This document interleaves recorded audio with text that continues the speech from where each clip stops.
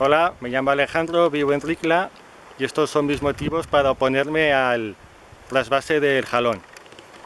He elegido este paraje, se llama La Luz, por esa vieja fábrica de luz. Ahí están los pliegues jurásicos y aguas arriba estaría Chores y Morata de Jalón. Estamos en otoño con estos preciosos colores y Bularroya es un proyecto que no es sostenible. Desde el punto de vista económico son más de 200 millones de euros con el trasvase del Jalón, una obra muy complicada técnicamente y socialmente pues afecta a los pueblos que aguas arriba van a ver cómo durante 30 kilómetros entre Enviz de la Ribera y Ricla pues el río está seco. Son pueblos con menos posibilidades de desarrollo que los del llano.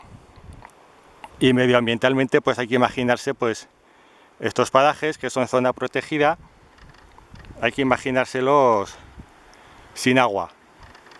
Aparte de pues otros muchas afecciones que ya hay y que en el caso del trasvase del Jalón pues aún estamos a tiempo de pararlo, y por eso os pido que estos parajes, La Luz, las Torjas de Jabacín que están al otro lado o las hoces del Jalón puedan seguir siendo un patrimonio para que todas podamos disfrutar.